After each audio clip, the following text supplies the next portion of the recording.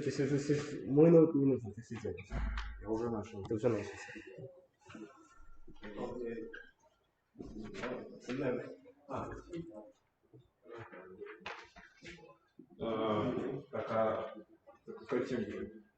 Вот, да.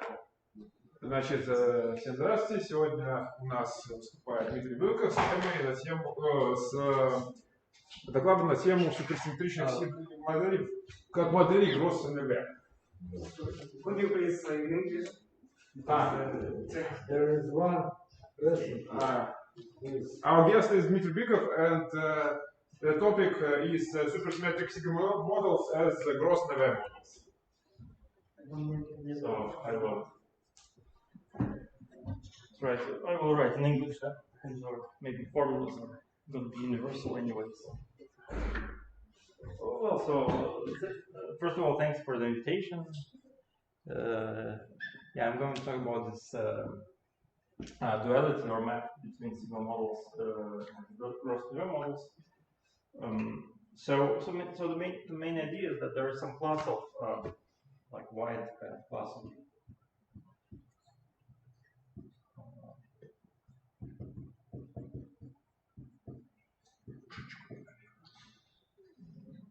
can you see everything?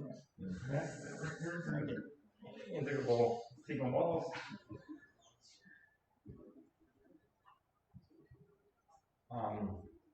That are exactly and explicitly dual to Gross-Neveu, so chiral, gauged Gross-Neveu models. Maybe I should say these are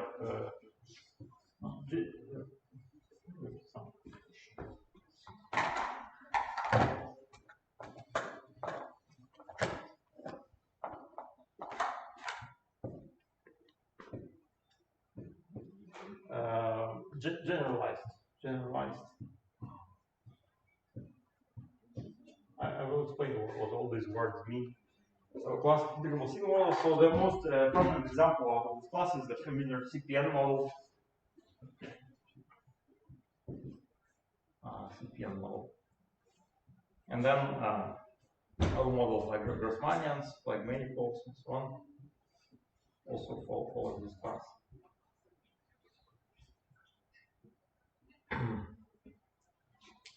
And so the point is that the main point is that these chiral gauged Gross-Neveu models. So first of all, these are polynomial field theories. So polynomial field theories. So more exactly quartic, the simplest quartic field theories. So you could think of this as the phi to the 4 theory E into D. So one might expect that these are simpler models than sigma models, and that's why this map is supposedly useful. So kind of this is complicated. This is maybe simpler. And well, what I'm going to talk about today is the supersymmetric generalization of this stuff and some first applications, in particular applications to the calculation of beta function of these models. So I will explain first the bosonic setup, then I'll move on to the supersymmetric case and the case with fermions and so on.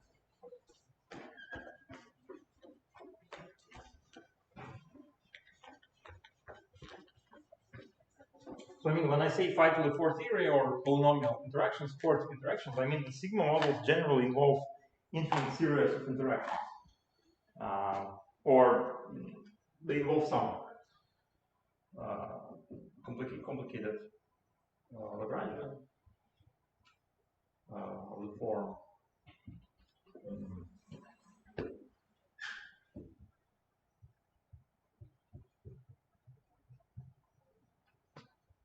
Let's assume that there is a quasi-metric here.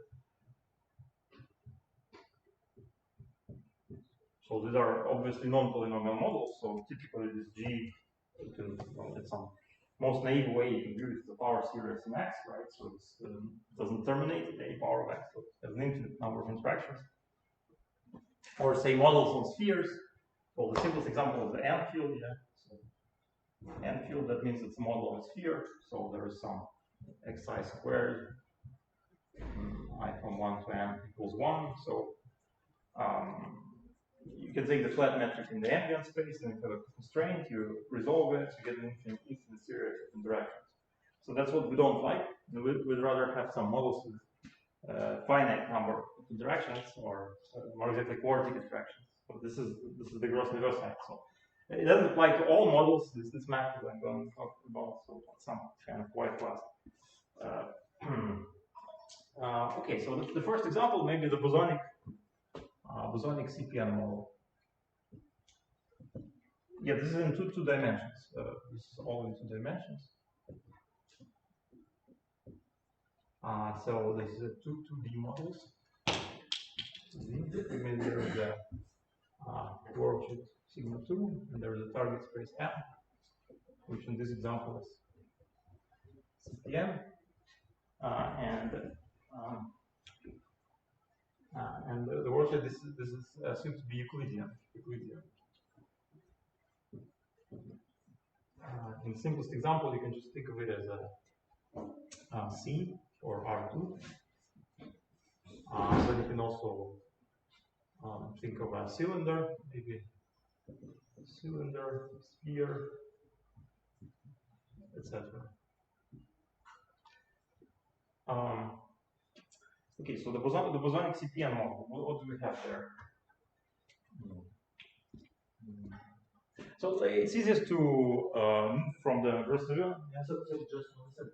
This xi and x nu, are they the same?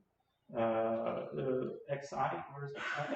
Yeah, okay, it's a little bit maybe. I mean, you use x mu. Yeah. You can assume they're the same. Yes. No problem. I mean, this is just a general Lagrangian of sigma model. Here you could have an arbitrary metric, right, dependent on x. Yes. You could as well have an induced metric. The simplest model would be with an induced metric on a sphere. In this case, you just put I here, like you say, and just assume this constraint. Yes, that's one constraint. So, but my main example will not be the sphere model, but rather the CPN model. So, bosonic CPN model. And the simplest way to demonstrate the map is to move from the Gross-Neveu model to the CPN model. So I recall what is a Gross-Neveu model. Okay,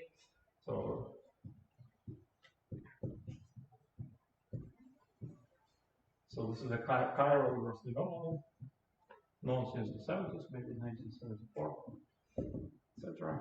So you write the following Lagrangian. You take a sum over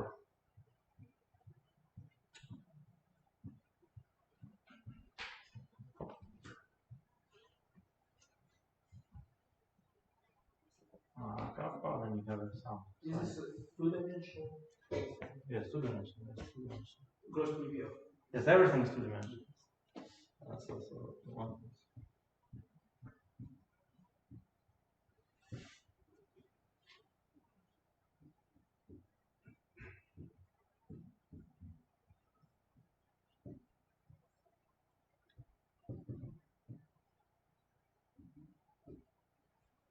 So this sigma 3 is one of the gamma matrices. Well, yeah, sigma 3 is a power matrix. More exactly, yes. Yeah, but it affects on the fermionary consist, right? Yeah. This is like gamma 5 in 2 dimensions. So this is a projector, sorry, 1, 0, 0,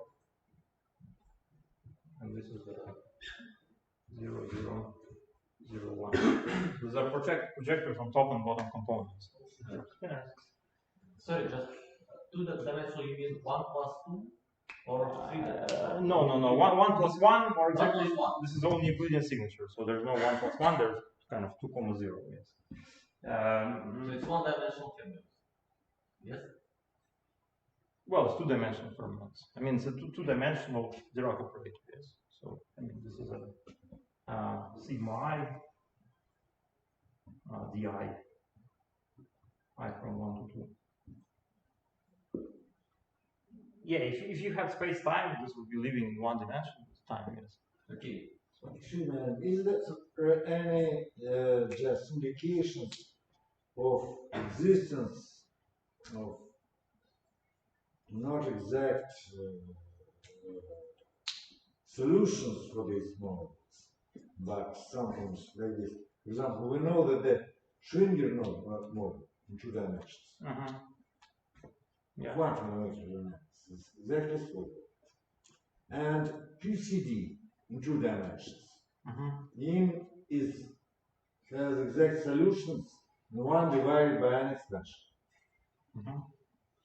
Are there any indications of the similar features in these your models? Yeah, these are far from being my models. I mean, this is from Gross-Neveu 1974. I mean, the one that I have written.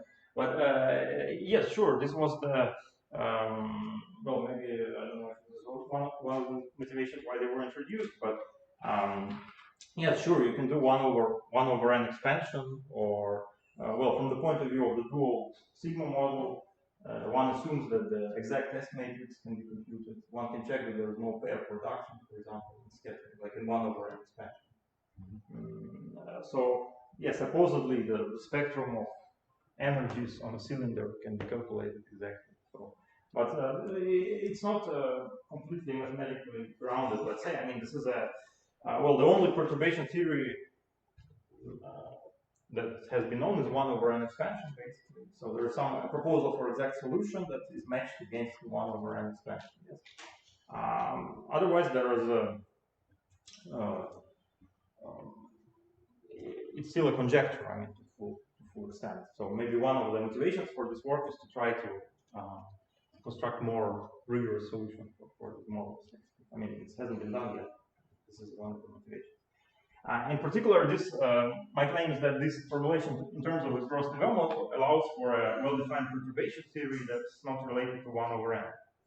Because in Gross-Neveu model, you can expand it in kappa. That's manifestly SUN invariant. And what is kappa? Coupling constant. Huh? Coupling constant, yes. From the point of view of the sigma model, kappa is 1 over radius squared. So it's large radius, small curvature expansion, like usual alpha prime kind of expansion. I will explain why it's related to the sigma model in a second. But the point is that in a sigma model, you don't have a well-defined perturbative expansion outside of besides 1 over n. Or else you have to break symmetry. So, for example, you express one coordinate in terms of all the others. Here, you do not have to do that. So you just, this is SUN invariant. So there's an SUN index. There's a global symmetry of this model. And you can just do usual perturbation theory. You just expand on kappa, and everything is fine. Well, of course, there will be ultraviolet divergences, but I mean, apart from that, everything is fine. It's a normalizable theory, and so on and so forth. So it's an alternative kind of perturbative expansion which seems to work well. How you define the psi bar? Psi bar is a complex conjugate, I mean Hermitian conjugate. Just Hermitian conjugate. And psi A is I will also split it into components, so this is a spinner of the components, right? I call the upper component U and the lower V bar. These are the wild components. Bar means complex conjugate? Complex conjugate, yes. This is yeah, these are wild components. Yeah, this is a Dirac spinner. These are 2 dimensions. This is a Dirac spinner? Yeah, this is a Dirac spinner. Oh, sorry. Dirac is. Yeah, this is wait. Sorry. Dirac means 4 components. No, there's 4 components in 4 dimensions. In 2 dimensions, is 2 components. So the wild spinners in 2 dimensions are has one component. So the Dirac spinner has 2 wild spinners of opposite chirality. It's 2 components. Yes. Yeah. So the point is that yes. So the point is that to map it to the sigma model, we will now assume that psi's are bosonic. So now we'll, I mean, commuting psi A are commuting variables. And now I will rewrite this Lagrangian in components. It becomes more transparent if you write it in components. So L is a sum A over N, VA, D bar, maybe I'll write almost equal because maybe I integrate by parts, so it works, but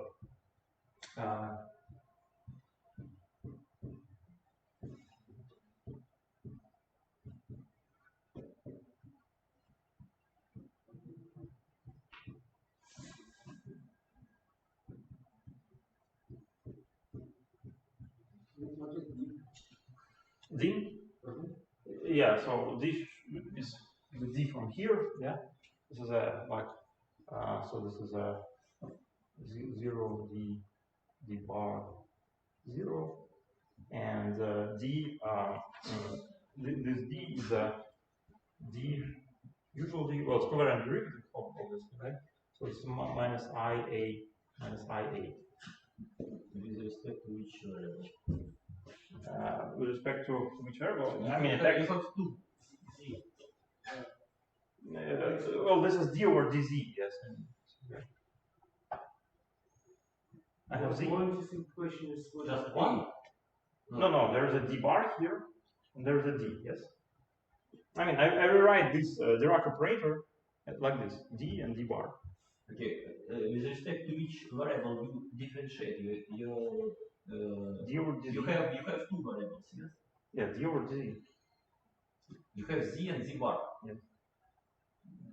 You better to try to use them before. Yeah, okay. A is a complex combination of A1 and A2. I mean, this sigma 2 has complex coordinates Z and Z bar. Yeah, but wait a minute. A is not introduced. What is A? A is a gauge field. So I mean, I put a gauge field. Yeah, like there's a Dirac operator with a gauge field. So it's Yeah, kind but of it's external. Yeah, it's not a gauge field. Yeah. It's not complex. No, I mean, A is A1 plus I A2.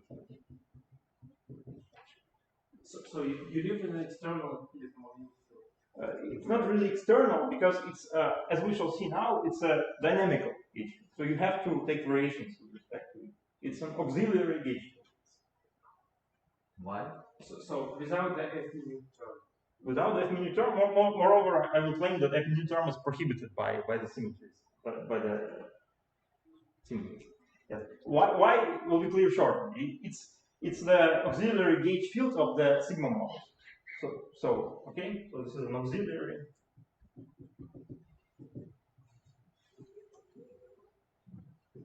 Auxiliary means precisely that it's doesn't have the F-mu term. Yeah, but you should take variations with respect to it. So in the path integral, you kind of treat it. Can I put it to 0? Can you put it to 0? Well, if you want, yes. I mean, but if you put it to 0, you will not have the map to the CPN model. So the Gross-Neveu model as itself is totally well defined if you put it to 0, and that's actually how it was studied in the 70s. I mean, without the gauge field. But it's not CP n-1. What is not? This model is not CP. This one? Yes. Yeah, not yet, but it will be shortly.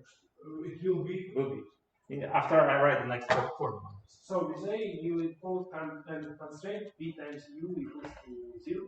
Yes, okay, that's right. Yes, but let's first look at this constraint from the point of view of the second order formulation. So to be more clear from the CPN side. So what we do here is we realize that let's look at this Lagrangian. Okay, this Lagrangian is exactly the same as this. Yes, just to rewrite it. So this Lagrangian is quadratic both in either u or v variable. And the reason why it's quadratic is because we have this chirality projectors. So it's a chiral model. Okay. So there is a chiral transformation here, which map UA to lambda UA, VA to lambda inverse VA, where lambda belongs to C star.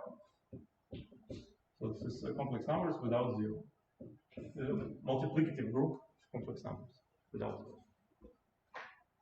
you see under this scaling, this term scales as that modulus m squared. This is inverse of that, and it cancels.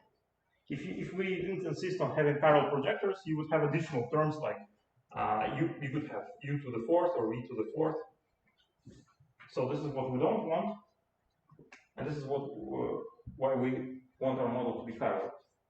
We want Lagrangian to be quadratic, neither u or v. Okay, and so let us, since it's quadratic in v, let's integrate out v. Okay, we can just integrate it out. And then we get a, so we integrate out v, v bar. And then we get the Lagrangian, which is 1 over kappa.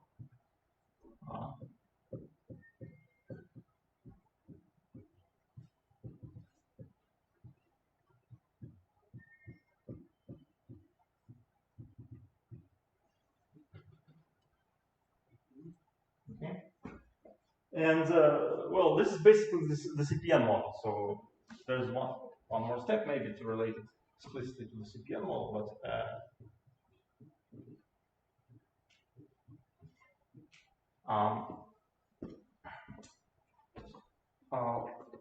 so I'll erase the Gross-Neveu Lagrangian. Okay.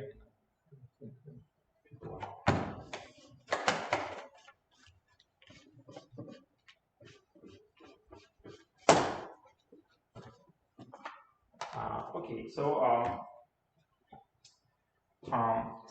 first, it's important that this C star symmetry here is a gauge symmetry. So C star, this chiral symmetry. So C star equals gauge symmetry.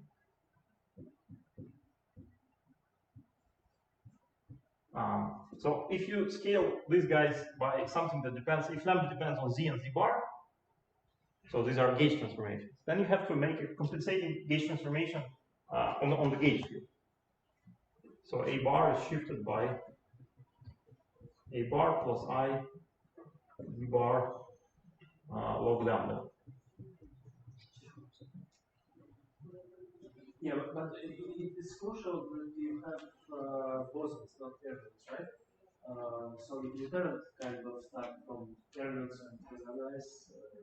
No, it's not related to bosonization. No, I mean. You also have the electromagnetic field in the Gross-Neveu, yes? Yes, it's an electromagnetic field, but it's an electromagnetic field of very special. It's not Gross-Neveu. Well, yes. If you have dynamic rules. Yeah, sure. That's why I call it generalized. There's some generalized. Yes. But I think the gauge field is not the greatest generalization. Maybe a more important one is that these are commuting variables, right? As opposed to the original Gross-Neveu, which was anti-commuting variable. Yeah, of course, if you have fermions, you cannot integrate out fermions like this. I mean, you cannot put fermions in the denominator, right? So it works only in the bosonic case. But the important, so the important thing also that we actually introduced a U1 gauge field here. So usually U1 gauge field that we have in a Dirac operator, but it's automatically a C star gauge field. So it's automatically a gauge field for enhanced symmetry for C star. So U1 subgroup of C star is a usual charge kind of charge symmetry, which rotates the phase of psi. And the R star inside C star is the chiral part. So yeah, it's kind of a curious thing. We have just the usual U1 gauge field, but it's turns out to be a C star gauge field. And it's crucial here because we want to gauge C star to arrive to CPN. Because CPN is just by canonical definition, is a what is projective space? It's a CM without zero divided by C star. That's the canonical definition of CPN. Projective spaces, not zero, n numbers that are not all zero divided by C star. And that thing is the metric. Yeah, this thing is the metric, yes. So there's this gauge field A still there, right? Now you can take variations with respect to it. And it becomes a linear equation on A. And you get something like So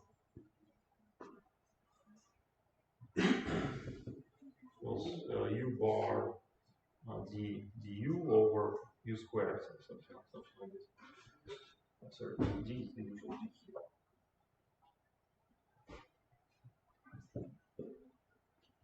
You can eliminate a by means of equations of motion. Yeah, you see it transforms correctly under the gauge transformations. Yeah, so this is what is called the GLSM, gauge linear sigma model. So.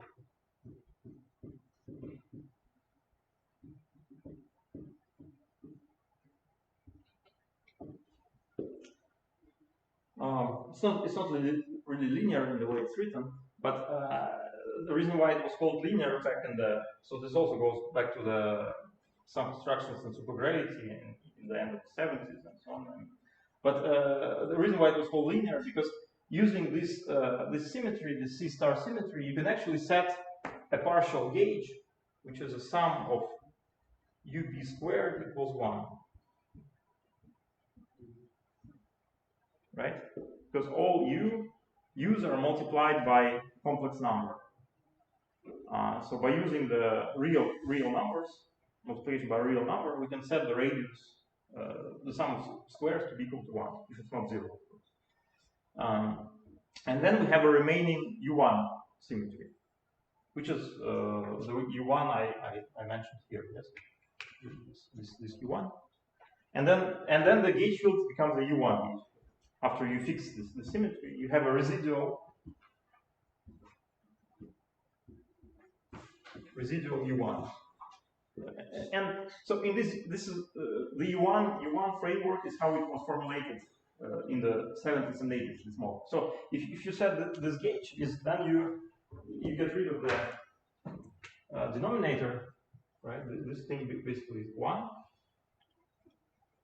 And here, yeah, you can take variations with respect to A, you get this thing, you substitute back here, you get the Fabinian-Student method. Okay, so that's how it comes about. And here you see that 1 over kappa is the radius squared. Because radius squared is what stands in front of the method, right? So basically that's the point. So as compared to old approaches, the main idea is that you should actually drop this constraint. This is a partial fixing of your gauge symmetry, which is not particularly useful.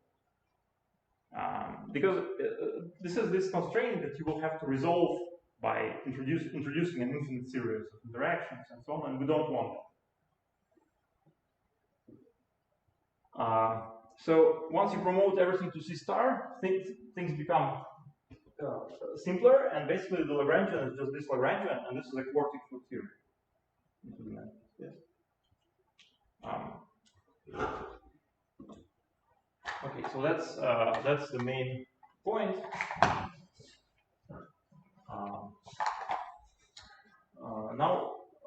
Now I will explain how all this is generalized to the supersymmetric setup or setup with fermions.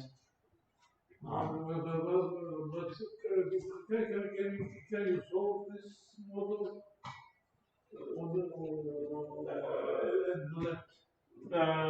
Well, not yet. Not yet. I mean, hopefully you can. Well, not at the moment. Yes. But for example, the perturbation series in kappa is well defined here, like I said. So you can do perturbative calculations. You can calculate the 4-point function perturbative. So you also can solve this. Well, yes. The idea is to solve it in a different method than what people used to solve it. But I mean the kind of integrable bootstrap, whatever it's called. So there's a claim that it's a soluble model, and there is conjectures for its spectra and so on. But it would be better to solve it in a more explicit way, and hopefully this is where it is, but it has not been done. So you know that it is integral. CPU classical. Yes. Minus 1 is integral. Yeah, it's integrable. Yes. And the reason is simple. You can actually see it from here. So we will actually So this guy here, but let's look at the interaction term. We can write it as follows. So we can write this V interaction equals kappa trace J bar. Bar is Hermitian conjugate, where J is U times V.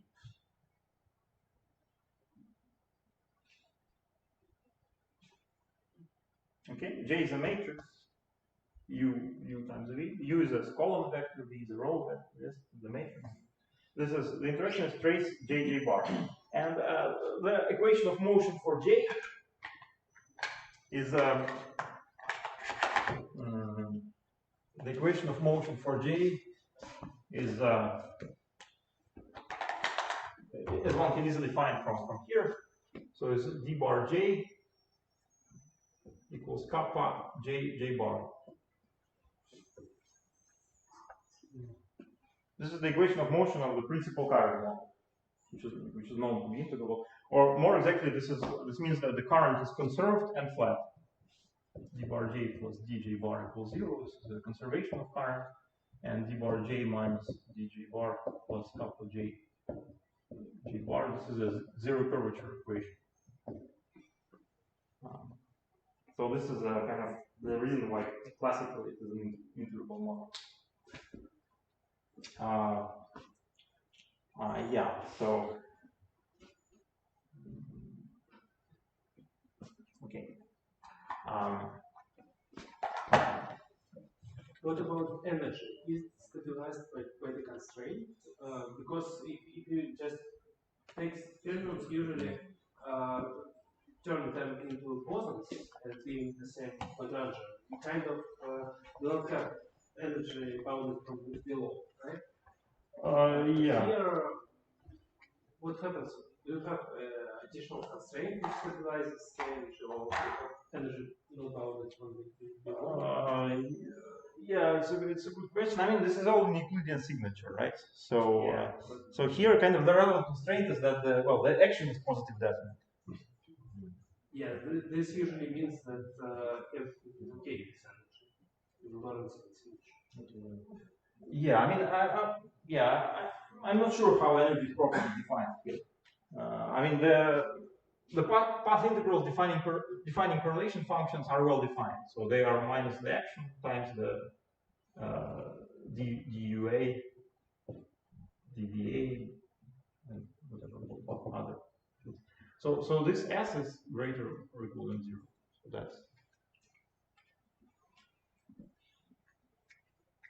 So that's the.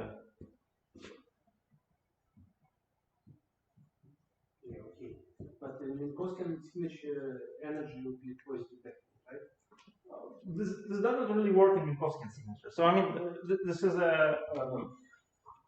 this may be one of the puzzles, but point for example, the chiral symmetry that I was gauging, yes, Okay. which is C star, and I crucially need it because this is the symmetry of projective space. I mean, this is the gauge symmetry that gives you projective space, yes.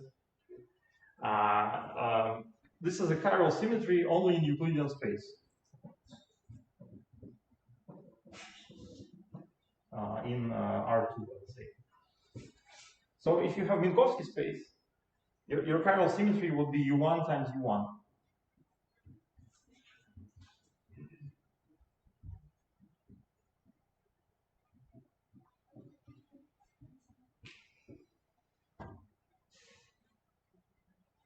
So it's kind of crucial to different theories somehow. So I mean, this formalism is maybe more similar to the formalism of conformal theory, where you develop some kind of OPs and so on. So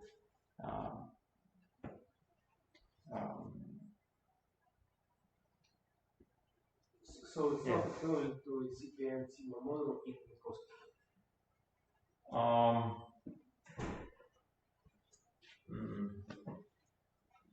Well, formally the equations of motion are. Okay. Yeah. What's the difference? The initial conditions or what? Yes, also you can weak rotate the partition function. What's the problem?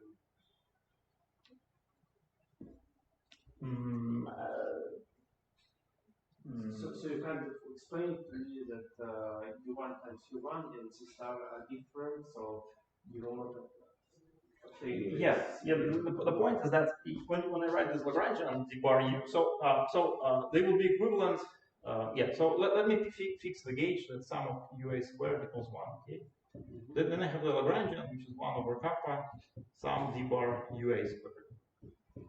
So when I say this is a CPN model, this is true up to one reservation. That actually you should write as 1/2 d bar u squared plus d ua bar squared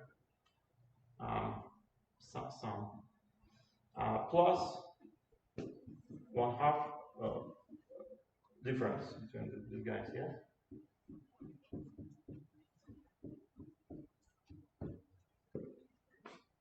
So this thing is a topological term. You can easily show that it's a total derivative. So this is a topological term. And this guy is just d mu ua, d mu ua bar. So now here I can easily do the weak rotation.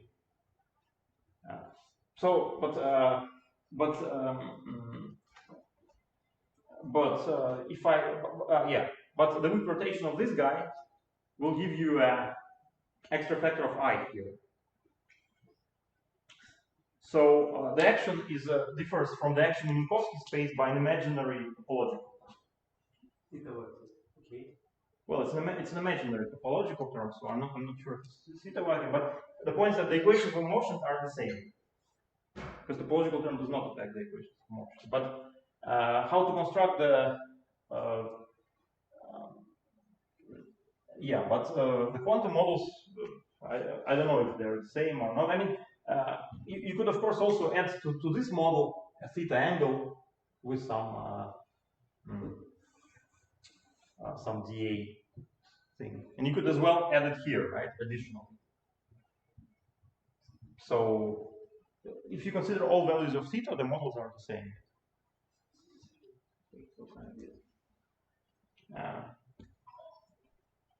Yeah, but from the point of view of this setup, it does not look natural to have Minkowski space.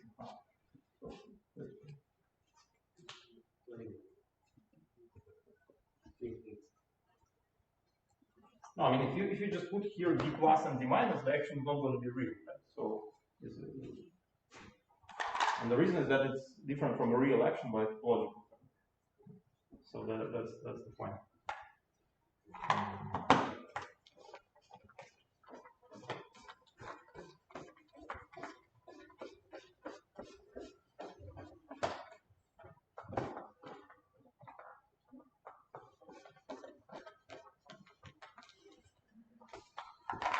Okay, so let's see how it works in the supersymmetric case.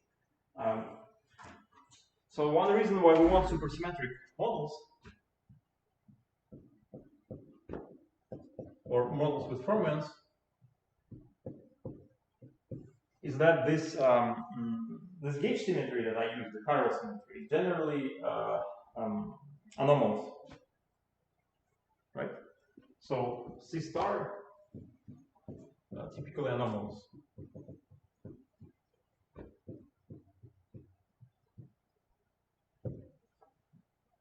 And we really want this C star because this is what gives us the CPN model, first of all. And secondly, we want C star because we can actually completely get rid of the gauge field here. So I recall the gauge transformation law, so A bar goes to A bar plus I d bar log lambda. Z bar. So lambda is a complex number, complex function, And using these transformations, I can completely eliminate the gauge field. I can set the gauge field to 0. Why? Because I can just explicitly solve this by Cauchy-Green formula.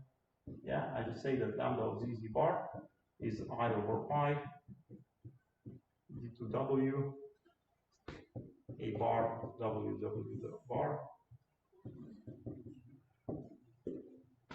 R2. I can do this if this integral is convergent. So that means a bar decays at infinity sufficiently fast. Okay. So there was some suggestion to set the gauge field to 0, and there was a question whether we could set the gauge field to 0. So yeah, we can actually do it without loss of generality, because it's pure gauge. If we insist on this C star gauge transformations, okay. So that means it's a kind of topological gauge field. So gauge field is topological.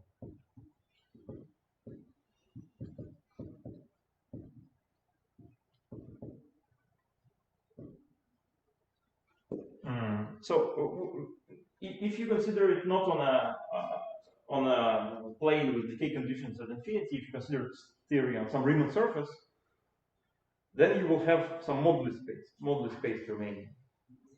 So this is the moduli space of vector bundles. It's like a string theory. You have moduli space of conformal metrics, conformal classes of metrics, or the same as moduli space of complex structures. Here you have moduli space of vector bundles over your Riemann surface. So I was saying you can set a gauge field to 0 by choice of gauge. People are happy with that. Yeah, it's a quite fortunate situation. So the sigma 2. So if you take a Riemann surface, if it's a Riemann surface, so you have a moduli space, so finite dimensional moduli space of gauge fields, if you like, which can be explicitly described. They're described by holonomies of gauge fields around different cycles. So this is the same as moduli space of flat connections, essentially.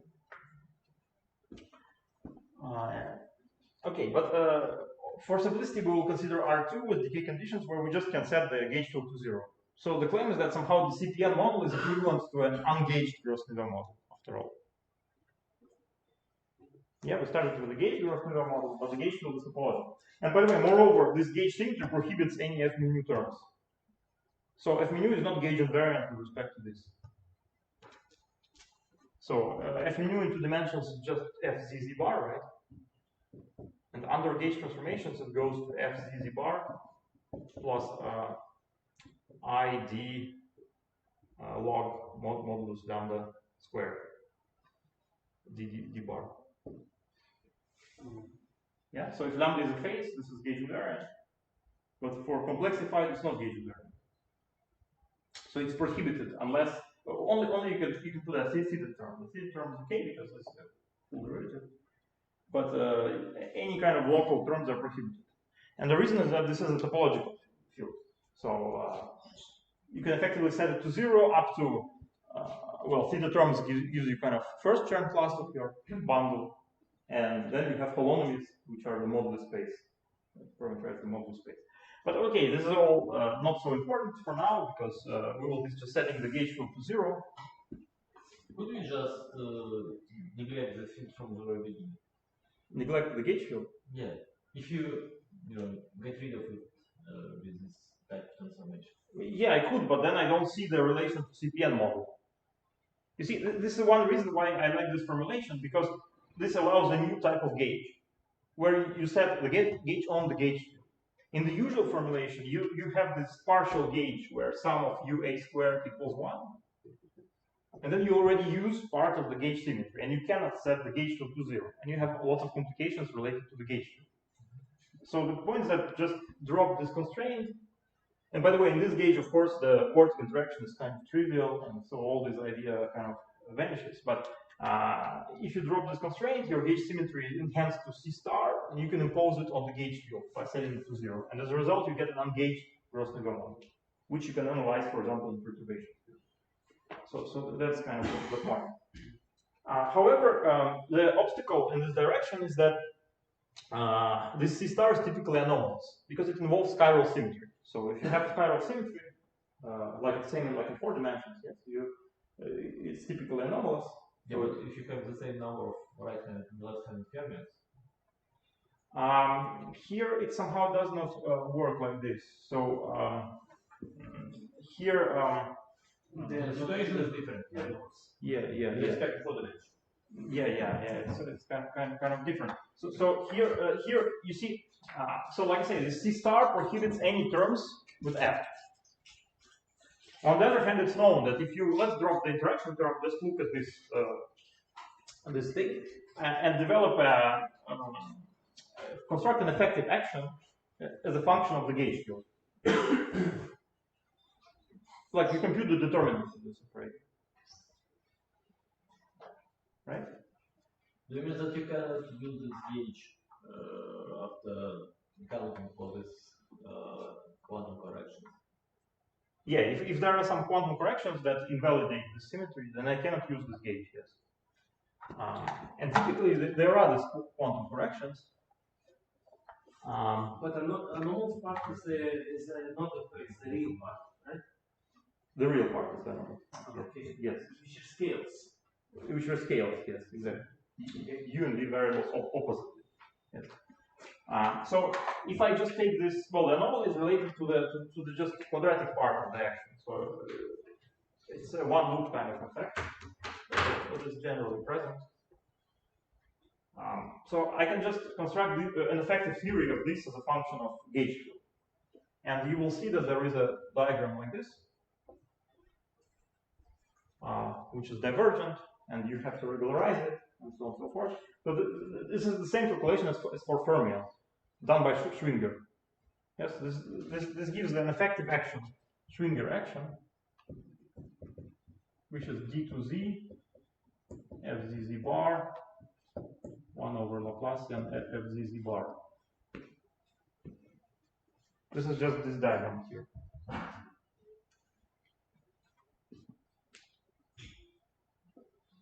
And this is not gauge invariant with respect to C star.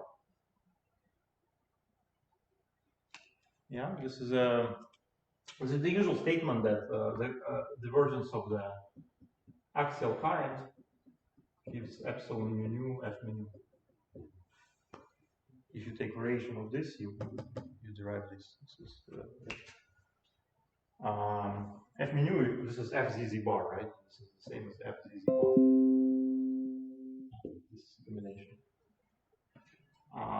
So we don't like these diagrams because they, like I said, for the gauge field to be topological, all dependence on fzz bar has to drop out effectively. And this is a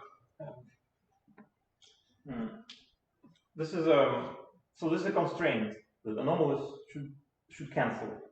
Is it possible to get rid of this anomaly if you introduce more fermions? Yeah, exactly. More fermions, you mean at least some fermions, because so far they were bosons. No, yeah, I mean, by analogy with what we had in the fermionic version of this model. Yeah. So the idea to get rid of this anomaly is exactly to introduce fermions, because these are bosons and fermions, their determinants just cancel, right? So fermions and bosons give opposite contributions. So there are some coefficients here. These coefficients are opposite for bosons and fermions. So, for example, by taking the same number of bosons or same number of fermions, or you could take fermions with other different charge, for example. So there's a charge squared, right? There's some charge squared. So you could fine-tune charges. Charges, I mean, with respect to yeah, but the sign remains the same. No. I mean, this comes from a determinant, right? The determinant of bosons is inverse to the determinant of fermions. So this is say plus for bosons and minus for fermions. I mean, okay. Yeah. Minus in front of the yeah, it's kind of a super trace here. So the suggestion was to use bosons with different charges. Okay. No. Yeah. So kind of you have like super trace of charge squared, if you like. So you could either choose smaller number of fermions with bigger charge, or more fermions with smaller charge, and so on. So there's some yeah. So the model itself is ugly enough, so you need supersymmetry to make it, sensible. Yeah, but I mean, it's you need supersymmetry. No. By the way, you realize everything. No. By the way, you don't necessarily need supersymmetry. You just need some fermions. They do not necessarily have to couple in a supersymmetric way. So the claim is that these anomalies are not affected by interactions. This is a one-loop effect. You can do explicitly a chiral transformation that will remove the gauge field. If the Jacobian is 1, yes. So the Jacobian is what gives rise to the anomaly. What does this anomaly mean for the original CPN model? Does this mean that you should work in a given gauge, right? In a given patch. Yeah. So it's a good question. What it means for the original CPN model. So first, let me say that, like I say, there is this anomaly with string sigma models. Yes, that I already told you one instance of this. So analogy with string sigma models. It's related to your question. String sigma models. So first, there is a in string theory you have moduli spaces, some moduli spaces of metrics. Here we have moduli spaces of gauge fields. Then in string theory you have a while anomaly. So while anomaly is a counterpart of this spiral anomaly. So in string theory you impose the condition that the central charge is 0, so that the while anomaly is cancelled. Here you have the condition that the level of your current algebra is 0. This is the level is basically what stands in front of this guy. This is the level.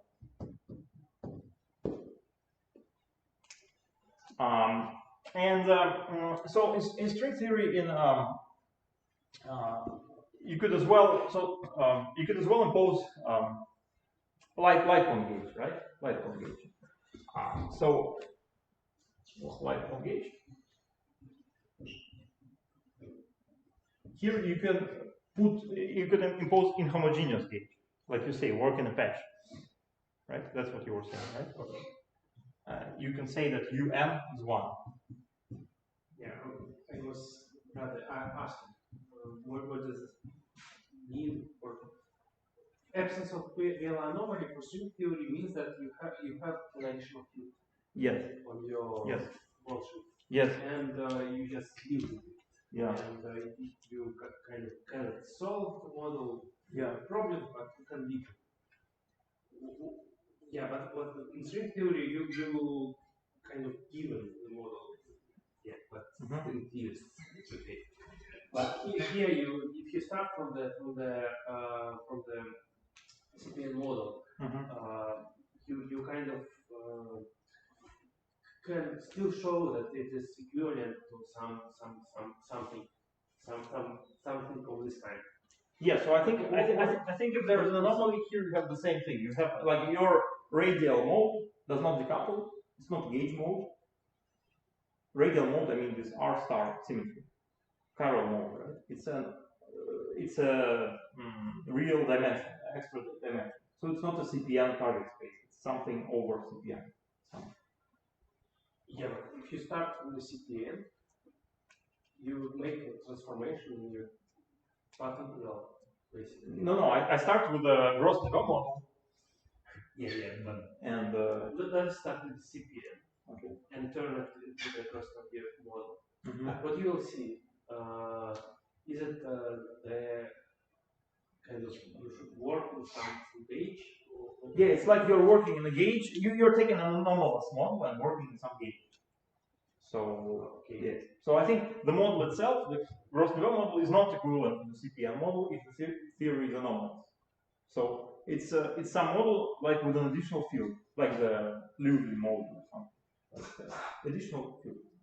Well, the CPN is a particular gauge of generalized Gross-Neveu, right? Yes. So if generalized Gross-Neveu is not gauge invariant, if it's anomalous, then they're not equivalent of quantum. The equivalent of classical. I don't understand this completely because you take your path integral. In path integral, you have a fixed gauge. For the of unity there and determinant and whatever. Okay, you have a fixed gauge. So what you can do different. Yeah, but it means your gauges will not be equivalent. Usually you can do it different. If the symmetry is anomalous, you cannot do it differently. At least you have a complicated transformation of your path integral. But anyway, let us start from the CPN model, and I just do not understand. you describe the change of variables that leads you to. Well, classical. Partial It's classification, right? not just change of What does it mean, classical? You have an integrator fields in your path integral. So you change fields. You wrote it explicitly. You can change fields in your path integral. It's not changing, it's fixing. Yeah, you choose a gauge that u squared equals 1. And so you get this model in the gauge u squared equals 1. Yes, yes. So formally. Yes, but the CPN model, as it was defined in the 70s and 80s, it always features this condition u squared because it's like part of the definition of the model. So here it's like an extended definition, if you like. So I want a theory which is C star invariant, like in math definition of CPN. Yes, Cn divided by C star, and that imposes more severe constraints. The theory that was studied in the 70s and 80s in the gauge sum of u squared equals 1. It's an okay theory, but it's not equivalent to this one. That's So you mean that the duality of these models in 2 dimensions is a gauge dependent fact. The definite gauge they are true. Is it true? On quantum level. Classically, they are good.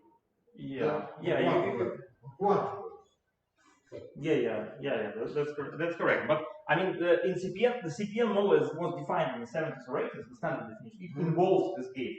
This gauge is part of the definition. So it's not gauge dependent in that sense, because the gauge is part of the definition. There's only one model in one gauge. U squared equals 1. I'm saying it's not a very natural gauge, because even from point of view of mathematics, CPN is Cn divided by C star, and we want C star gauge symmetry. Okay, and yeah. Dima, I think this is the only condition how there's a difference between the Lagrangian of CPN minus 1 and the Gross-Neveu is exactly due to this condition, because they differ by this volume inside. Yes. And so this condition is a demand. You cannot neglect it. They just agree with this condition. Yes, they agree with this condition. In fact, this reminds me some features. I remember that discussions of the lattice calculations of ITMP, when they were claiming that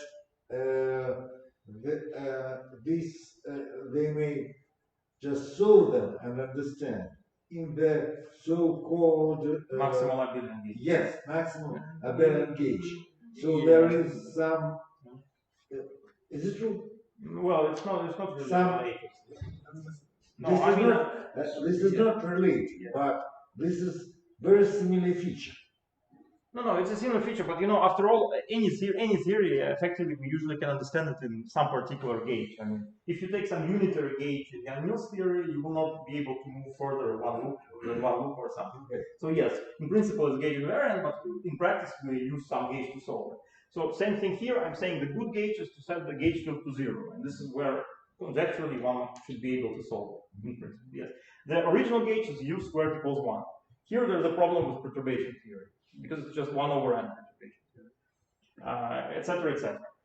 Also, another problem is that in the purely bosonic model, which, like I say, is anomalous from this point of view, it's also known to be anomalous from the point of view of integrability.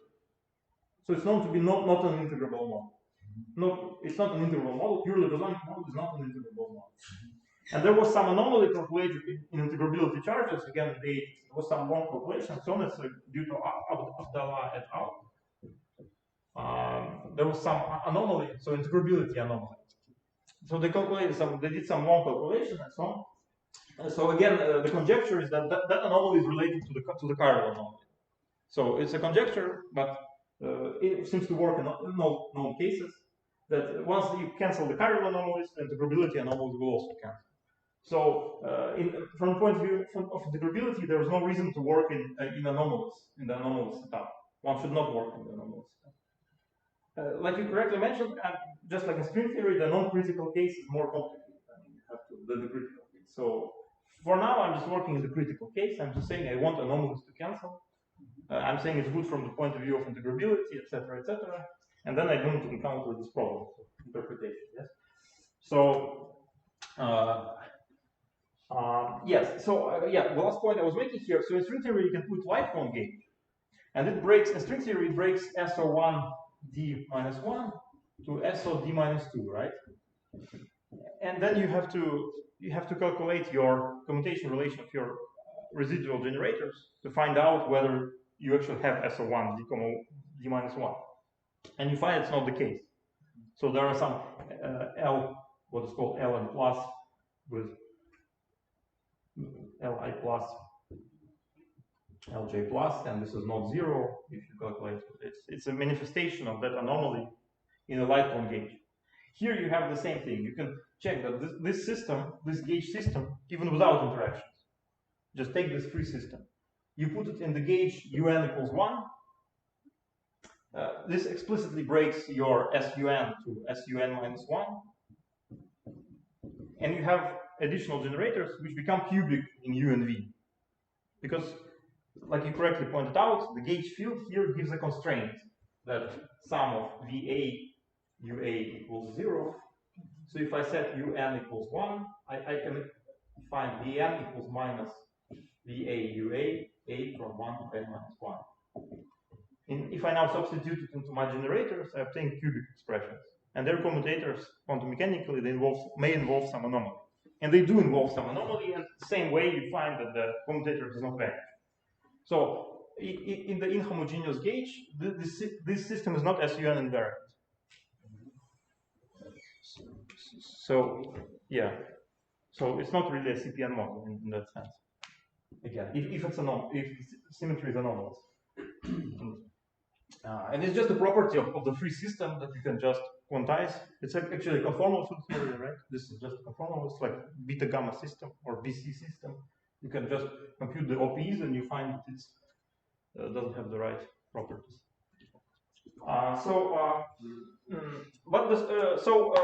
To cancel this anomaly, we should add fermions, or at least that's the easiest way to cancel these anomalies, to add fermions. But you can do it in different ways, not necessarily supersymmetrically, just well, people are always interested in supersymmetric models, and also it's a kind of an interesting application of this framework. So, which is why I want to talk about supersymmetric model. You could add fermions minimum. You could just add the fermion. You can just add here the fermion, which is theta A bar. And that's fine, that cancels the anomaly. That's what is called minimal coupling. You can then integrate out V, eliminate the gauge field. The gauge field will now couple fermions to bosons, so it will be some kind of coupled system, anomaly free. Also, these people in the 80s computed that there is no integrability anomaly in this system, also a minimally coupled system. But the more interesting coupling is a supersymmetric coupling. And why it's more interesting, well, like I said, for various reasons, but I'll just show you that it's a pretty interesting derivation, I think. So the derivation is without any superfields or anything like that. It's just kind of by hand derivation, if you like. So let's start from this free Lagrangian and generalize it like this. You write L tilde equals V d bar U plus U bar dV bar plus B d bar C, sorry, plus C bar dV.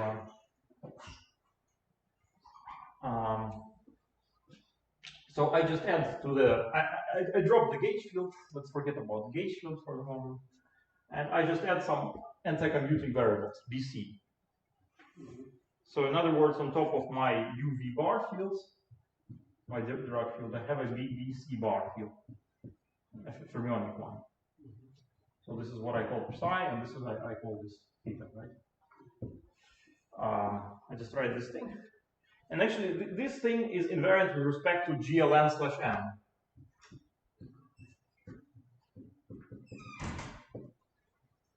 Which rotates This is just by construction. I mean, this is it rotates UC and VB. So if you look at this term, just the holomorphic term, look at just the holomorphic piece. It's a quadratic form, right, in UC and VB. And if you just rotate it by GLN/n, and this guy by inverse matrix, then this is invariant. But more importantly, it is invariant with respect to supersymmetry. So there's some funny fact that it's invariant with respect to supersymmetry. The supersymmetry looks like this: delta U equals epsilon 1c, delta B equals minus epsilon 1v, delta C plus minus epsilon 2 du, delta V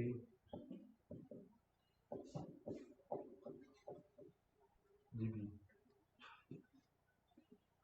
So this is just for the holomorphic piece. So the anti-holomorphic piece is just the complex conjugate of this stuff. When you check the, sorry, there's a just ordinary derivative here for the moment. Just the usual derivative. So just elementary calculation, you just check that it's invariant. You swap the derivative here in this piece, and you find that it's invariant. So this is what is called 0,2 supersymmetry into D. And the complex conjugate piece gives 2,0. So altogether it's 2,2 supersymmetry. Then you ask, okay, this is just a quadratic Lagrange. Quadratic Lagrange.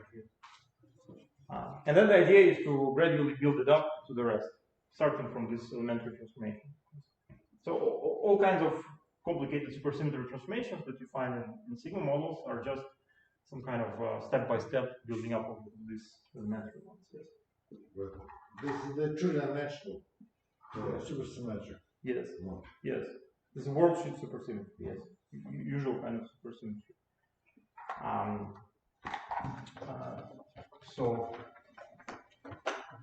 So now the first step is just to put a covariant derivative here, because we want to have our gauge field. We put the covariant derivative, and we insist that there are covariant derivatives here in the transformation class. And then you ask, is this supersymmetric invariant? And it turns out that it's not quite the case. So the delta of the corresponding action is d to z epsilon 2 f z z bar sum b a u a.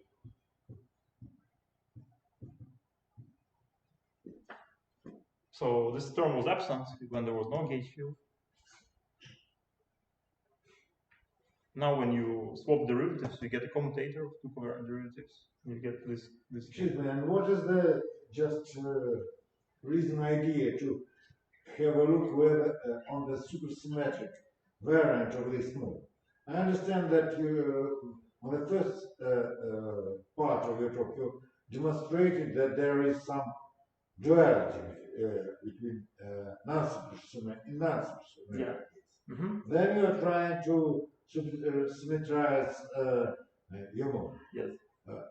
What is the idea? Okay, you get supersymmetric mode. What is two-dimensional? Well, I mean, this is the same as the supersymmetric CPN model. Yeah? The same kind of duality at the supersymmetric level. Yes. No, it's exactly the same as the supersymmetric CPN model, the usual one. Okay. Yeah. Actually, it was known from the 80s or whatever that to get from bosonic CPN model, supersymmetric model, you have to add to the bosonic piece a chiral Gross-Neveu piece. But it was not realized that the original model is also a chiral Gross-Neveu piece, just a bosonic one. So this setup puts it in single framework. I see.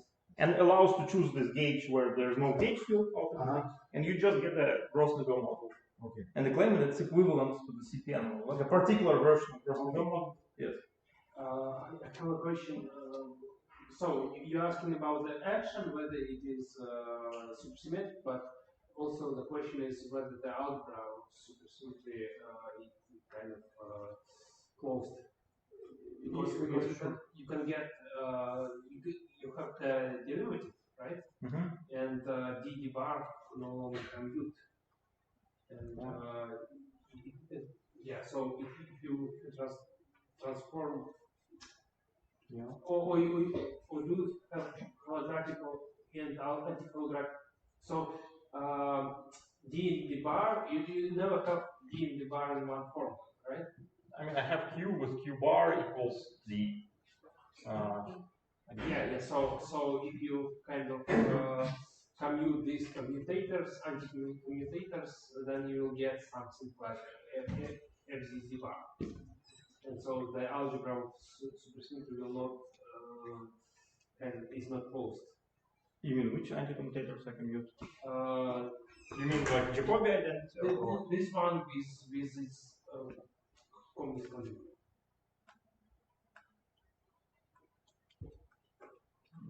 This one with its complex conjugate. Yeah, and there will be a commutator of d in the bar, which is f, right? Yeah, but I mean they act on different fields, right? I mean Q's act on U and V's, and Q bars act on U bars and V bars. So you kind of yeah, they commute. I mean it has to be 0,2 plus 2,0. So you kind of now have d in the bar in one same algebra. Yeah. So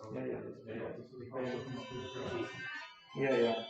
No, I mean ultimately this becomes the usual supersymmetry algebra. So I mean, I'm not sure what the conclusion is.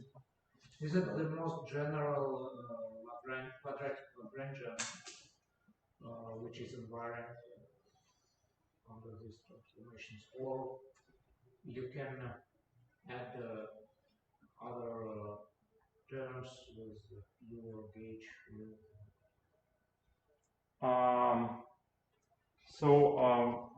I believe it's the most general, though I haven't proven it. I think it's the most general. I mean, yeah. So, yeah. I think it's the most general. The one that respects 2,2 supersymmetry, yes. But I mean, the free system, so without gauge fields, just the free system, it was considered by Kapustin in 2005 in the context of Bykov. So this kind of systems were popular in the study of pure spinor strings and so on, because that's how whatever pure spinor action looks like and so on. So that was around that time. So and others. But my point is that this cannot be promoted to the theory of interactions. That really gives a sigma model and so on. So the point is that if you introduce the gauge field, the variation of the action is not zero. So you have to impose an additional constraint that this BA is zero. Yeah, but can you supersymmetrize without gauge field, just with the field you already have? Yes, but without gauge field, I don't have a CPN model, right? So, like I say, that's why. So you need more. Okay. I have to have a gauge field, yes, for my relation to CPN model. And the claim is that I cannot just put a C star gauge field because it's not supersymmetric.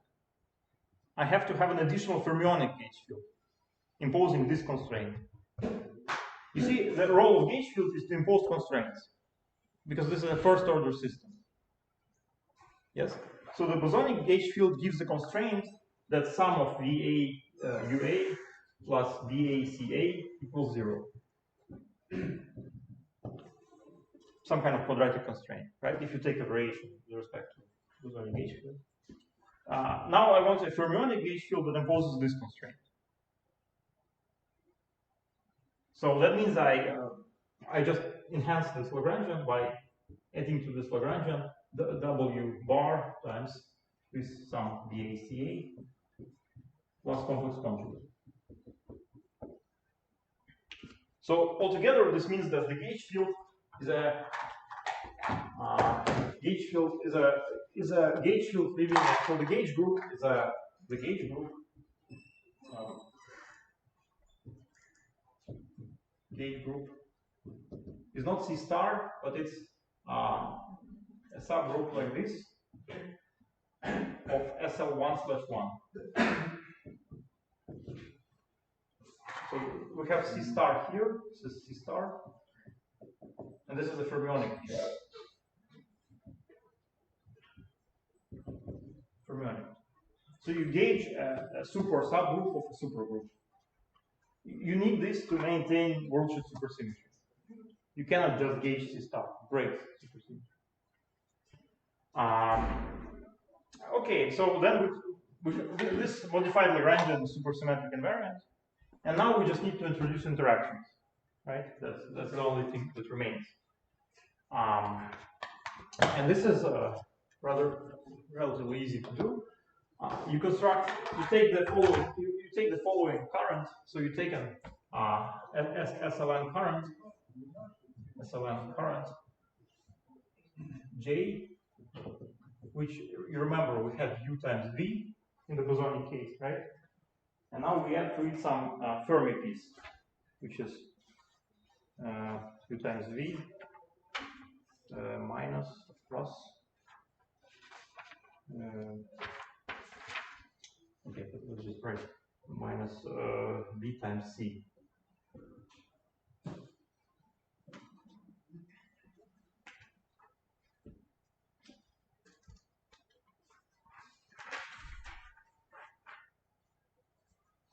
Yeah, so we construct the generalized current, and we add the interaction term is just V interaction equals kappa trace JJ bar. You just take this generalized current, and you get trace JJ bar. And the claim is that this is supersymmetric invariant. All of this is supersymmetric invariant. Well, the supersymmetric transformations, I just erased them, but you can easily build them up. So the algebra, it's invariant on shell. Then if you want to make it off shell invariant, you add some compensating terms, and that's how you get the complicated supersymmetric transformations out of that elementary one that was written. So you have dynamic terms, which is first invariant, then this which is proportional W bar sum of BA, CA, yeah, and another one is this trace GG bar. Yeah. So we have this Lagrangian plus this piece plus this interaction term. Yes. Yeah, but each one of them is supersymmetric. Because you have different couplings. Yes. It's not. It's I mean, if you put kappa equal to 0, the rest is still supersymmetric. Yeah. It has to be. Kappa to 0 is supersymmetric. But I mean, this is super. With respect to those transformations that I wrote, it is supersymmetric invariant on shell. On shell. So on shell means you use equations of motion. So you actually express some derivatives in terms of kappa and so on. So if you want to make it off shell invariant, your supersymmetry transformations have to be there's a compensating term in the supersymmetry transformations, and that will depend on kappa. Right? Yeah, okay, it depends, but you can take kappa, you can put kappa to anyway. Right? Yeah, you can put kappa. Yeah, kappa to 0, yes. Kappa is a parameter. Like I say, in the sigma model, kappa is 1 over radius squared. So this is a radius squared. Well, either way, you can take this model, then you can gauge fix. Use that gauge fixing that I talked about before, the standard one, the sum of UA squared equals 1. So, sorry, what is R in these terms? Radius squared of the target space. Radius squared of just now of CPN model. Yes. In the simplest case, it's a sphere. Yes, the model is S2. Yes, so that's the square of radius. So if you set the usual gauge UA squared equals 1, and you have because this is a constraint, like U1 squared equal to 1. Yes. Yes, yes. And V2 and C and V, yeah? All of them, no? What about V2 and C? What about? Can you write down what is R squared? R squared equal to this? This R squared? Yes. No, it's a parameter. I mean, it's a parameter. So it's not related to the models of. Sorry. Okay. So. If it's related, please write down. Yeah. No. UA squared is 1. I mean, R squared will be a coefficient in front of the Lagrangian. Which part? Wait. So first I said this constraint. Yes, UA squared equals 1. And for all of the other two, I mean, you have D, B, C, no, only U? Yes, only for U, yes. And then I want to integrate out V. I set an additional gauge, which is C bar, sum of CA bar UA equals 0. Because I have enhanced symmetry here, I have a fermionic symmetry gauge symmetry. I can impose a fermionic gauge. And now I can integrate out V here. Due to this second constraint, the cross term vanishes in JJ bar. So when we compute trace JJ bar, there's a cross term, but it just vanishes in this gauge. Then I integrate over V. I get the Lagrangian, which is like I had before, 1 over kappa d bar UA squared, plus the theta bar d theta, plus quartic fermionic term, plus theta bar, whatever, theta squared, or the chiral 1. This is the usual supersymmetric CPN model. So it's equivalent. But what we want to do is we don't want to use. Is the supersymmetric transformation non-linear in theta? How do you get theta term by supersymmetry transformations of U term? It's non-linear. It's some complicated transformation. I mean, I certainly don't remember it by heart. I mean, it's in the by Fourier. You can find it. I mean, the beauty of this original formulation is that we had elementary transformations, and then all these complicated transformations are just consequences of our existing an off shell, going off shell, and so on. It's unique. They're uniquely determined by these elementary transformations. Yeah, but yes? people guess that this guy is supersymmetric by in some non-trivial way, right? Which this guy? No, this you can write it in superfields, for example, and then it's automatically supersymmetric, which is what I don't want to do. Yes, you can rewrite it in superfields. So it becomes quadratic in U after integrating out the auxiliary fields or something like that. No, you integrate out V here. You mean the usual? Yeah, I'm just surprised that the bosonic parts and fermionic parts are linear and non-linear.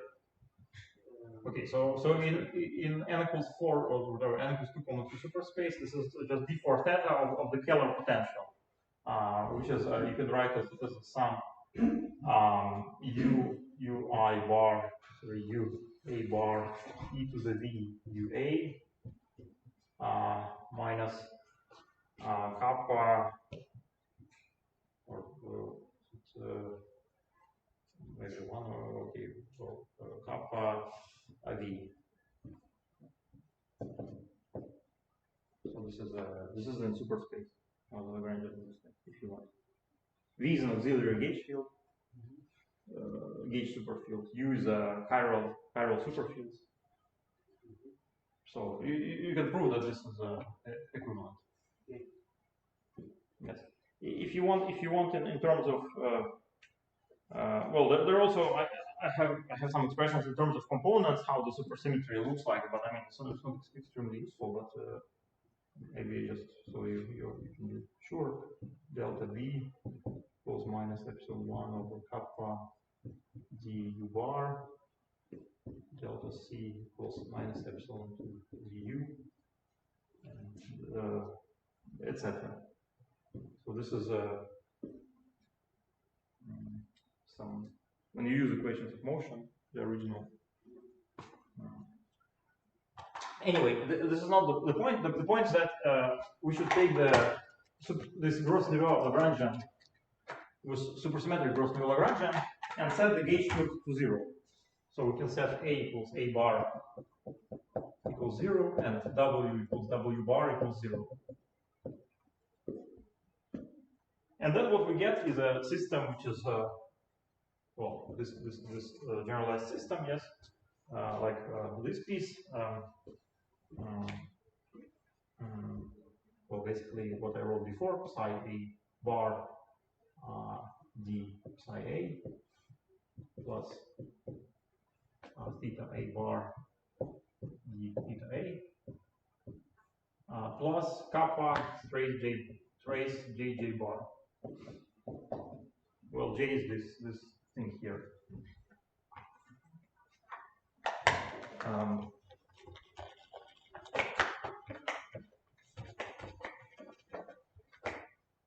So this is somehow equivalent to the supersymmetric model.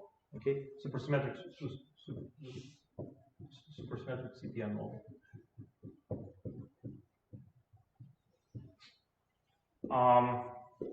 So the feature of this model, so it's like this is some kind of CFT, which is like a free fermion plus free boson in fermionic form, perturbed by a JJ bar operator, trace JJ bar operator.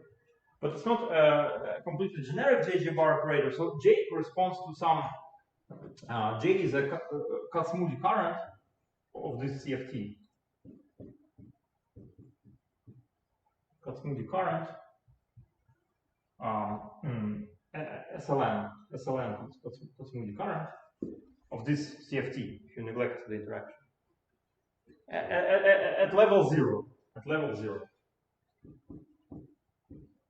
Level 0 means that Kac-Moody currents, they have a OP, JA of Z, JB of W equals level times delta AB divided by Z minus W squared plus FABC, JC of W divided by Z minus W. So K is the level, and it's 0 here. It's 0 because there are two terms, and they exactly cancel each other. If you compute, so the level can be computed from a two-point function, right? You can just compute the two-point function. It's Z minus W squared times some number. The number is the number of fermions minus the number of bosons. So it's 0. So that's the special feature of this model. So somehow the world-sheet supersymmetry in CPN model corresponds to level 0 in this kind of perturbed CFT language for some reason, although you are not taking like a gauge superfield, you are not defining the gauge supermodel, you are taking A's and W's like a separate components, right? Yes, yes. I mean, I already forgot about that. I already put everything to 0. So should I in this case take it as a gauge? Yeah, it's a gauge, sure. I mean, these are parts, these are like supersymmetric partners, yes? There is one bosonic gauge field, one fermionic. But they are topological, like I explained. There is C star times this shift, fermionic shift symmetry. It allows to completely eliminate the gauge field, both gauge fields. I just get this system. And I should now, so the question is to study this system, basically. It's a quartic system. You can develop perturbation theory for the system, etc. One natural question is in the study of the beta function of this kappa. Sorry, do you mind just from this explain the distribution of as well? By the way, there is minus C. Minus what? Minus CB. Minus CB, okay.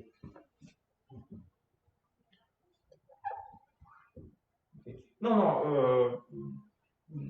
That's a particular gauge choice, okay. Yeah, it's a particular gauge choice. Which is like conformal gauge in string theory, yes? This is like conformal gauge in string theory. It allows to eliminate the auxiliary field completely. In string theory, the metric is set to 1. Here, the gauge field is set to 0. That's the idea. That's why I was saying the while anomaly is like the Carrel anomaly. It's something that prevents doing this. So now one question is to calculate the function of this model. So there has been in 2 dimensions, yes, 2 dimensions. Yes. So there has been a conjecture, like a long-standing conjecture. So such theories, without relation to sigma models, they have been studied. Some perturbations, J bar perturbations, conformal theories,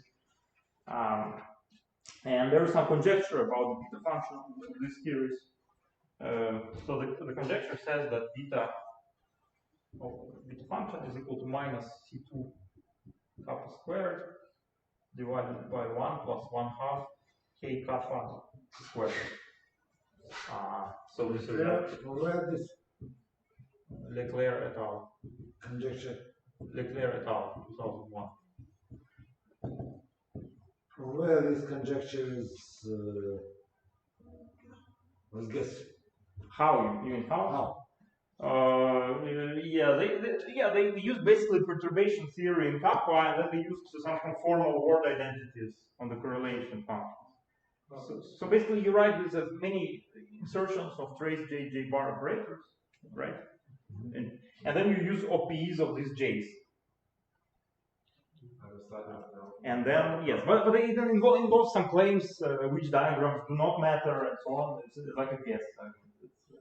So it's not completely straightforward. Yeah. But the point is that if I now so K is the level here. Okay, this is the level. So I can set K to 0 if I want to study this model, and then I get that beta kappa is minus C2 kappa squared. C2 is the quadratic Casimir, so in the SUN it's just M. So I get that it's a one-loop exact beta function. Okay, so somehow it matches the expectations for the supersymmetric CPN model, because in supersymmetric CPN model it's also known that the beta function is one-loop exact.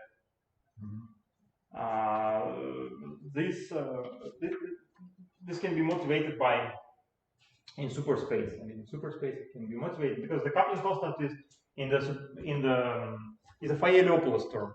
Is a Fayet-Leopolds term, and there is a Fayet-Leopolds term as part of the twisted superpotential in the supersymmetric setup. And there is some non-renormalization theorem that the twisted superpotential only receives contributions at one loop.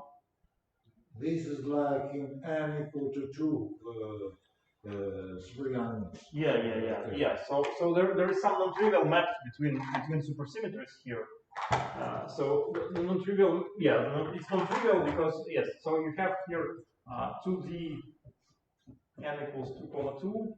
This is what we're here, and moreover we should have a GLSM formulation. So this kind of means that it's a homogeneous space.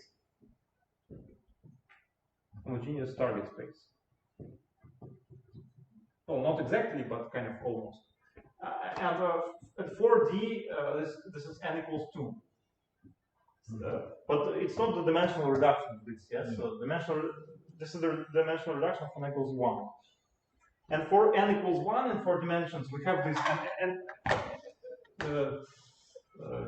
this NSQZ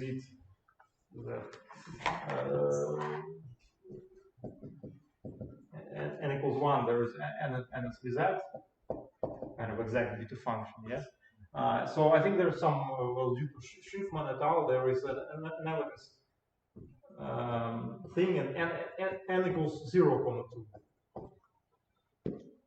Two-dimensional. So here, 0,2 is not a problem, also.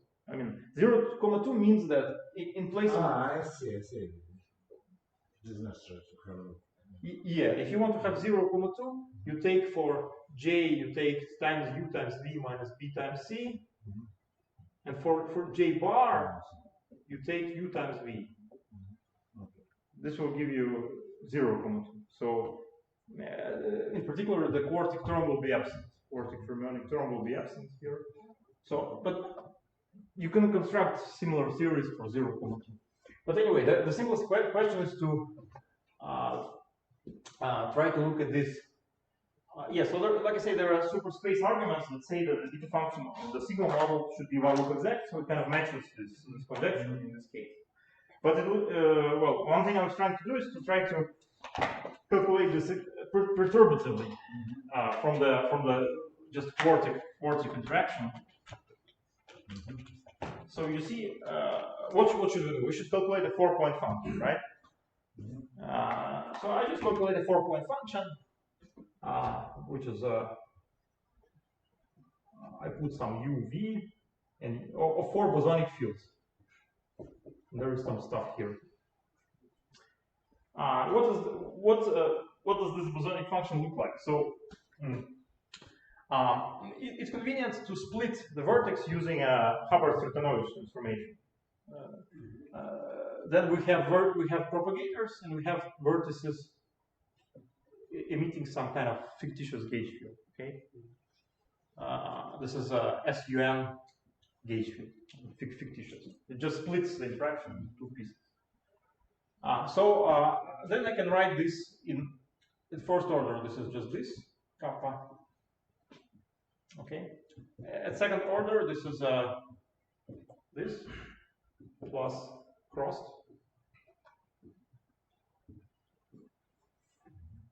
Okay.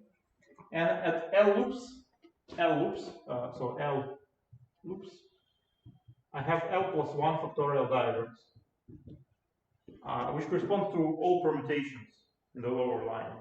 But this is like some potential type representation. Potential? Why potential? In 4 dimensions. Because you see, in fact, when we are renormalizing, when we are renormalizing coupling constant, we have vertex and only 3-point function and 4-point function. But I don't know from where did you have this type of attack. No, this is contribution to 4-point function, right? 4-point function. Yes. I mean, this gauge field, it just means you have a 4 quartic vertex. This is a Hubbard-Stratonovich transformation. For example, this just means you have a bubble like this.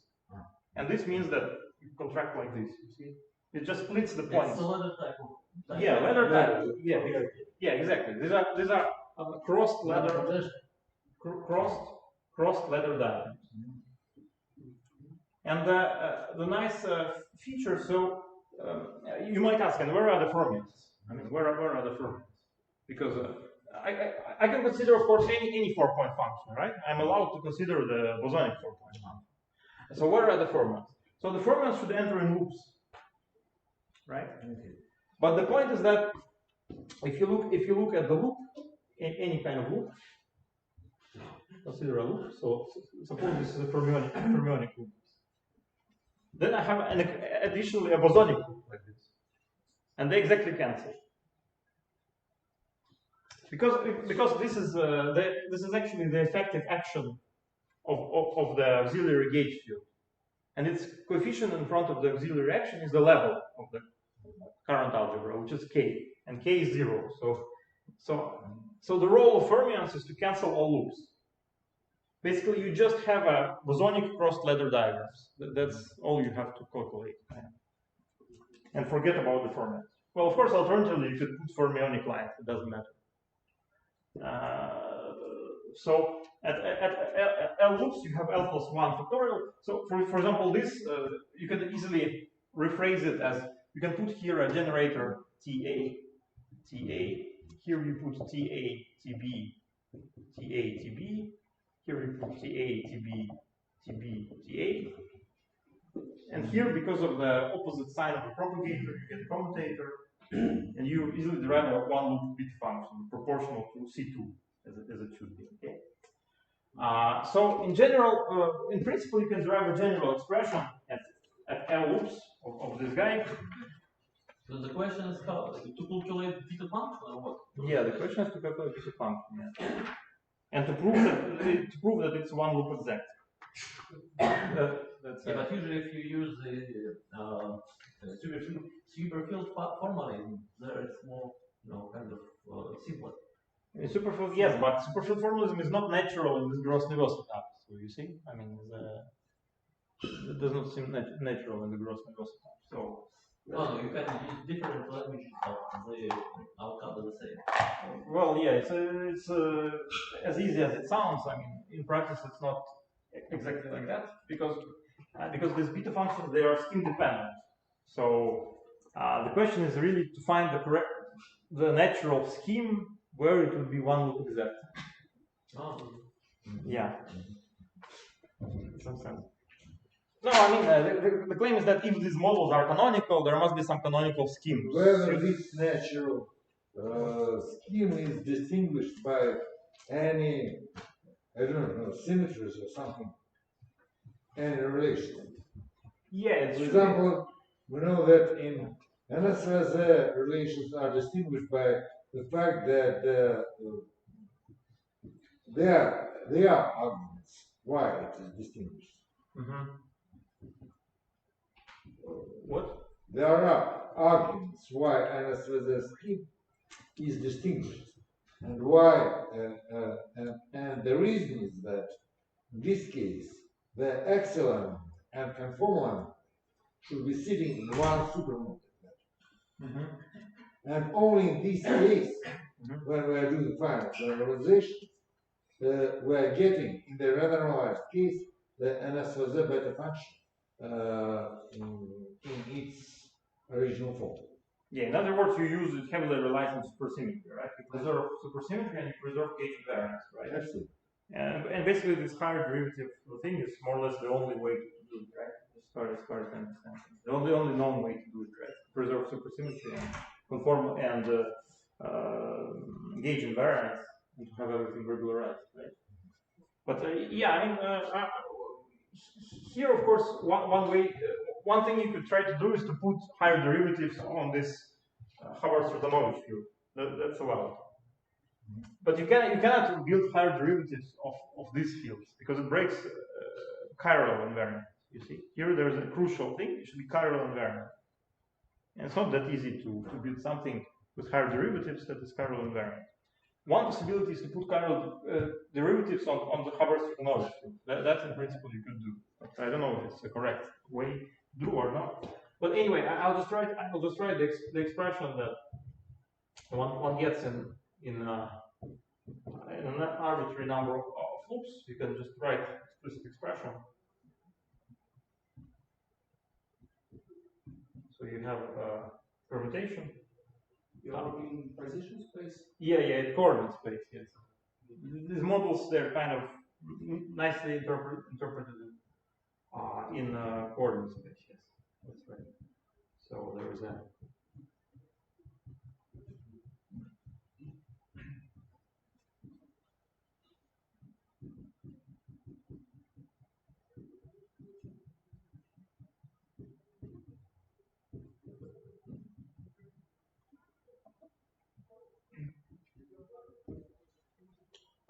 So this is actually an expression at k loops, or maybe k minus 1 loops, k minus 1 loops. So there's sum over permutations. You permute the generators, and you permute the arguments of the z's. And there is a z-Barker factor which is fixed. That means you fix positions of these points on the upper line, and you sum over all permutation in the lower line.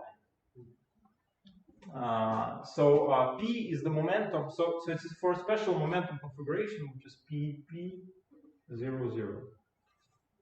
So you see at P equals 0, this is divergent. This are divergent. So you should pick non-zero momentum. So P equals 0 is a special momentum. So that's maybe the complication that arises here, that you cannot just consider a 4-point function at 0 momentum. Yeah? You have to consider it. This is a well-known kinematics in Gross-Neveu models. It was actually studied by Vasiliev, Vizovsky,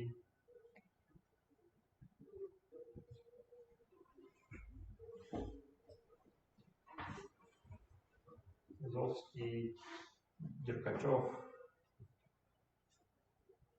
et al. In the 90s, 95. Same. Vasily from Blaine. Yes. Yes. Yes. yeah, they also found some funny things. So if you use the dimensional regularization, which people use a lot, right? It's very complicated in the case of chiral Gross-Neveu models because it leads to some evanescent operators, what is called evanescent operators. So if you go to dimension not equal to 2, there are some operators that are formally vanish in dimension 2, but are present in dimension not equal to 2, and they mix under normalization. So it's very complicated. So this is just a signal that dimensional regularization is not a good idea, kind of, in these models.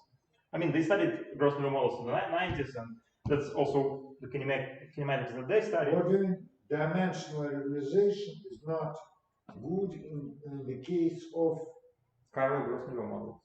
chiral. Chiral Gross-Neveu models, yes. Yes. Because they have some, they say that there are some operators which are like psi bar, commutator, gamma matrix, gamma mu, multiple commutators. There are operators like this. They're non-vanishing in dimension not equal to 2, and they somehow mix under normalization. So it's or it's complicated technique how to normalize in dimension. This was, yes. This is also known. I mean, people like this Gracie and so on. They also refer to that and so on. So how do we start with that function? Yes. So well, the beta function, of course, you can use other. But besides the dimensional regularization, there is the same supersymmetry. There is the variant dimensional reduction. Yeah, I think it's all the same. I mean, it's almost all. Yeah. No. I mean, this problem will also arise there. You mean that it will also arise in the dimensional reduction? Well, I think so. But I mean, I think they studied. They studied the usual Gross-Neveu model, not the supersymmetric one. So yes, maybe. Dimensional reduction is used in. Okay. Okay. Yeah, I think it's universal. Yes. Okay. Yeah, I think it's universal. I wouldn't vouch for that. Anyway, so this is the thing. Yeah, this kinematics is useful because then the momentum factor is just a factor, overall factor. You see, it's p contracted with z1k. So difference of the points of the first and last point. If you put momenta here, there will be an additional momentum-dependent factor in each term. So momentum will be permuted together with the points. So this is a very simple kind of kinematics useful for this problem. Yes, but anyway, so in one at one loop, okay, you compute there's just a commutator. You easily find the one loop beta function. At two loops, you can also compute it by hand. It's 6 terms. You get that it's just a square of the one loop result. Altogether, this should be a geometric series because the solution of realization group equation g dot equals minus n. Kappa dot. Kappa dot is minus n kappa squared. This is a geometric series. And if you solve it, I mean 1 over kappa is proportional to constant plus n log mu. So 1 over kappa 0. Whatever. So yeah. Anyway, if you solve it, you find it's a geometric series. So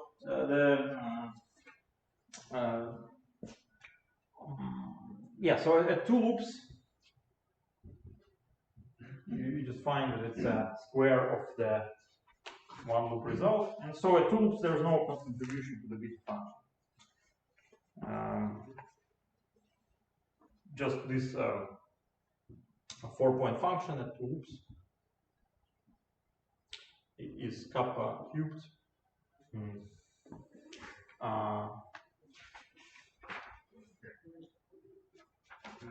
Something like whatever one loop result squared. I want to explicitly write what it is, and one loop result is proportional to log p divided by cutoff or multiplied by cutoff. So at 3 and higher loops, you somehow these expressions are not zero, right? They're all divergent. So all of these expressions are divergent. They are IR convergent, but UV divergent.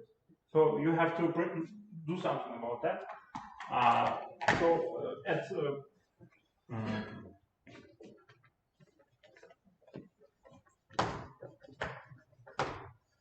at 3 loops, so if I call this phi, I will call this piece phi, and phi at 3 loops is minus n cubed divided by z12, z23, z34 plus 2n divided z13, z14, z24.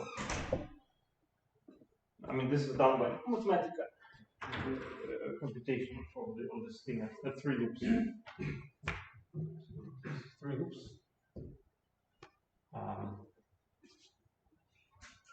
So it's 24 terms. So this is the cube of the one loop result.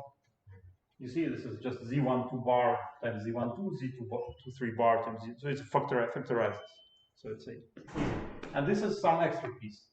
So if you plug it into, you multiply it by this prefactor. This is again a divergent diagram, formally speaking. But if you compute its derivative with respect to momentum of that d2, z12, d2, z23, d2, z34, EP, z14 divided by this thing z12 bar, z23 bar, z34 bar times this, z13, z14, z24, you find that this is 0.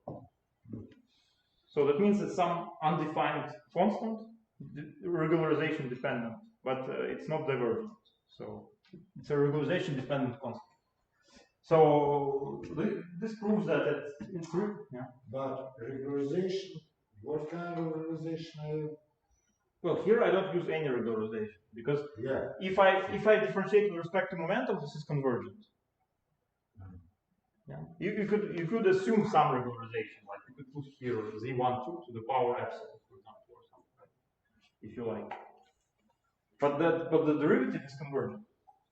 You mean that it is convergent? That is why you don't need you see that it is convergent. The derivative, yes. Yes. That, yes. It is convergent, and that is why you don't need any reason. Yeah. But the claim is that this means, what does it mean? It means that the original diagram is formally divergent, and it will depend on, it's ambiguous. The original integral is ambiguous, this integral.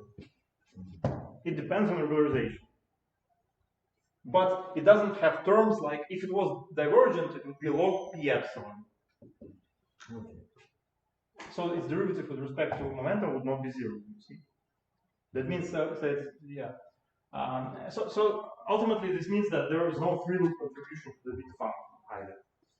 But it gets more kind of, there's still some Now strange. you will tell us what will happen at 4. Yeah, I'll tell you what happens at for loops. At for loops, there is some problem at for loops. So in principle, in this class of models, it is known that some problems are expected at for loops. Why? Why? Because so it's known from the sigma model side. So if you take an arbitrary supersymmetric n equals 2, sigma model, 2, 2 super 6 sigma model, this means it's a Keller target space. Okay. So this was studied again in the 80s in the context of Calabi-Yau. So if you consider Calabi-Yau, it's Keller and so on. And the question was Ricci flatness condition. Does it imply that the beta function is 0 at all loops? So Calabi-Yau, Ricci flat, yeah? Does it mean that its beta function is 0 at all loops? So the answer is no. It does not mean that because people computed the beta function, beta ij bar. So at one loop it's whatever, kappa squared r ij bar. So Ricci tensor. At 2 loops it's 0. At 3 loops it's 0. And at 4 loops you have a zeta of 3, kappa 5, di dj bar of some density, of some r cubed. Sure. Huh? Yeah. Plus etc. So people prove that it's not exactly conformal. It's there are corrections at 4 loops. So proportional to z2 of 3. But in case of, well, in principle, this uses supersymmetry. This is in superspace. This was all done in superspace, so this is a supersymmetric thing. So in particular, this means that this term has to be 0 for homogeneous spaces. Just because this density is a constant on a homogeneous space. Because it's an invariant function, and any invariant function is a constant on a homogeneous space. So it's a trivially kind of a constant. So this is 0. So what I have at 4 loops, so at 4 loops again, there's some, it's a mathematical equation, computes you the sum at 4 loops. So it's whatever. It's not a unique way to write the answer actually, but basically, then I do the same thing. I compute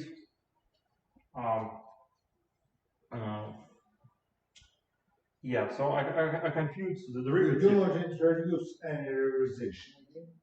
Yeah, I don't introduce any. I differentiate with respect to momentum. Okay? And what I get is the following. So I do the following. And I remember that you are getting the result proportional to z3. Yeah, but unfortunately with a non-zero coefficient. With non-zero coefficient. Which seems to be a disagreement with this result. But I mean, of course, my scheme is not manifestly supersymmetric, right? My scheme is not manifestly supersymmetric, right? I mean, I use an MOM scheme.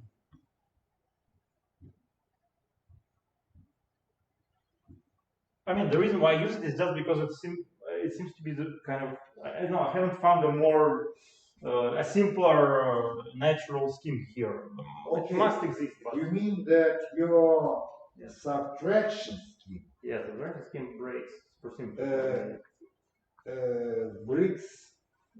Usually there are claims that regularization, some regularization may break supersymmetry. And you mean that in your subtraction scheme, special subtraction scheme, is not supersymmetric, breaks supersymmetry? Well, probably. I mean, it's a bit difficult to check if it breaks. It must break because there's a disagreement with the supersymmetric result. Yes, but what's the MOM scheme? Yeah, it's called momentum subtraction. This is maybe oldest scheme, yes, or one of the oldest schemes. When you define your coupling constant, like in, I don't know, it's exponent to Bear's textbook, you define your coupling constant as a value of a 4-point function, okay, at some values of momentum, or some values of momentum. Here I put p squared equals mu squared. Some, and then this is and then there's some claim in the literature, I don't know if you know better, but I mean that it's regularization independent. Right? I mean, you can put some regularization in intermediate steps, but then when you express, if there are no propagations. What is no propagation? You mean that you are defining the invariant charge. Yeah. Invariant charge is combination of the green functions. Yes, yes. In your case, you mean that the invariant charge is simply the 4-point function. Yeah. And you have no renormalizations of any external legs, propagators, or so on. Yeah. The two-point function is not renormalized. The 2-point function is not renormalized. Yes. And that is why. Yes. So I used this scheme because when this scheme kind of all. The point is that I told you there is this ambiguous integral which I call A. I call it some constant. Okay.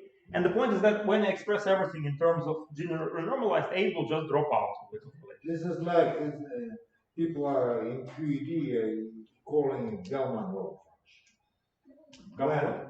Gell-Mann law function. Gell-Mann law. Because in this case, the momentum subtraction, the invariant charge is extension parameter.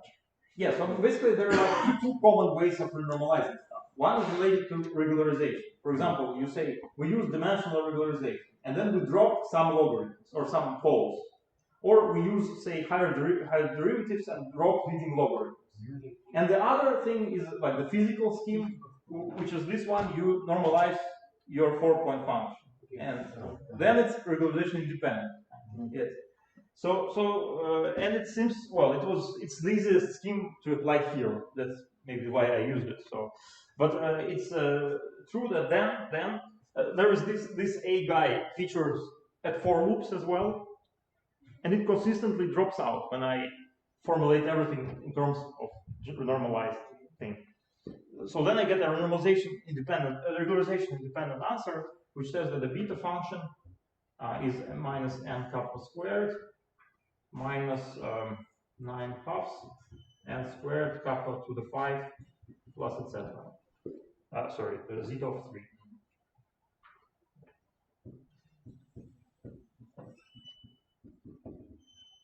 So I get some zeta of 3. So zeta of 3 is related to the fact that these integrals, as you iterate them, you get polylogarithms of higher weight, and zeta of 3 is the value of polylogarithm of some value. Yes, so it's not the answer that's desired answer. So there is some 4-point correction, and you don't know what will happen. Yeah, I don't know what will happen further. Well, I mean, I know that I believe there should be some other scheme where it should be manifestly one loop, and somehow probably by looking at this expression, I should be able to get this. Because it seems a very canonical model kind of. Yeah, this is just, you mean that, of course, surprising situation is that you have a number that's 0, 0, and then some number. Yeah. Well, at 3 loops you don't have exactly 0, you get some ambiguous constant, whatever, but yes, it's 0 in the beta function. Yes. Well, it's not that surprising because in sigma models you have the same, yes? And I mean, you have 1 loop, 2 loop is 0, 3 loop is 0. So in generic sigma model. Huh? What is the scheme? Because NSVC. Yeah, it's some scheme. It must be some scheme related to this conformal perturbation theory. So you should really look at it as a conformal perturbation theory. You may say that your guess is that there may be special scheme of subtractions where you will have only one loop result, but you is unable to formulate these scheme of subtractions exactly as of now. Yeah. Just the same as previously was. Yeah, that's right. But I'm saying that these models the model seems to be pretty canonical. So I mean, I believe there must be such thing, but maybe it's related to the, like, say, conformal perturbation theory. So for example, here I use momentum to do infrared cutoff. One other thing that people have been using in the literature for such systems is basically this is conformally invariant SL2C invariant integrals. So, like in string theory, we can fix 3 points, so 0, 1, infinity. This is another way of doing infrared regularization. Maybe that's the right kind of. So these look like scattering amplitudes in string theory, and people have been. Those are well defined. Yes. So maybe it should rely on some conformal field theory method. I think the correct scheme. So it's not one of the usual field theoretic schemes where you like dimensional regularization or something. Or maybe you should preserve the current algebra. Well, the current algebra is broken at the level of interaction, right? So the current algebra is a property only of the free system. At the level of interactions, you break the current algebra down to 0 modes, so the global SUM. Yeah, but you told us that the one loop result falls kind of from the current algebra. You have J times J and express it by. Yeah. So, but excuse me, in this case you have another case. You are getting also zeta 3 with the coefficient and with the derivatives, which is nullified on the homogeneous space. Yes. On the on the Marshall. No. No, on homogeneous spaces. I mean, this is a derivative of some function. This function is constant on a homogeneous space. Constant. No, because it's an invariant function. Any invariant function is constant on a homogeneous space. But when you try to think on just matching these ideas, how these coefficients, these disappearing in your analysis, in your model, in the dual model, as you told us. Yeah. And to try to match these ideas with your results to understand how these coefficients made. Yes, but the formalism is completely different, right? I mean, this is a geometric formalism that they use. I mean, it involves the metric and so on, and writing some expressions on the metric. So it's not. Besides, this is manifestly supersymmetric, like I say. They use superfields. Yes, and what else? Yeah. There was also a general answer. This result is due to Zanon et al. And there is also a 5 result in case of sigma models by Kazakov et al. Also around that time. But there's a general superspace analysis by, I think, Steklov et al. Also around the time, which says that so it's always a derivative di dj bar of something. Here it's di of dj bar of some like function, but it's not really a function. It's like Keller potential. It's some metric and some bundle or whatever. I mean, it's not really a function. That's why it's not constant. But all the other terms have to be real functions, which means that the kind of cohomology class of the beta function is not changed at higher loops. So the fact that it's Calabi-Yau in the sense that if the first term class is 0, then there is a first term class equals 0, then there is a metric in the same Keller class whose Ricci form is 0. So I mean, there is a general topological argument, whatever, that all other terms are derivatives of functions. And on a homogeneous space, the function is a constant. Invariant function is a constant. That's why all higher terms have to vanish. That's based on superspace analysis, because it says that the beta function is derivative of something. That's by superspace analysis. This Gross-Neveu model is a different system. Yes, it's more in the domain of conformal field theory, perturbation of conformal field theory. So it should be understood in that language probably. But it has to be equivalent. This means, in some sense, that they are not absolutely dual. Okay. Yeah, maybe. Yeah, proving duality. Well, it's one would have to deal accurately with those going from Euclidean to Minkowski signature, for example. But you see, it's like in string theory, for example, string sigma model. People say, oh, we can go to Euclidean worksheet to formulate everything in terms of Riemann surfaces. But there is no analogous Minkowski version for higher genus Riemann surfaces, or it's not known how to formulate a proper Minkowski version. So you take the Euclidean version as a definition in string theory. It's a definition of your string theory. You just work in Euclidean space on Riemann surfaces.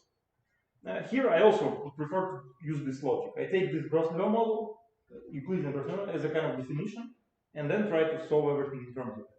But it has to be, I believe it will give the same results as the CPM model. There are subtleties.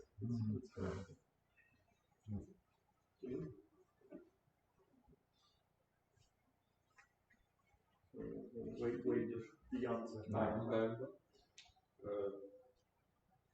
Let's thank our speaker. And, if anyone has time, we could ask additional questions. No? In a private way.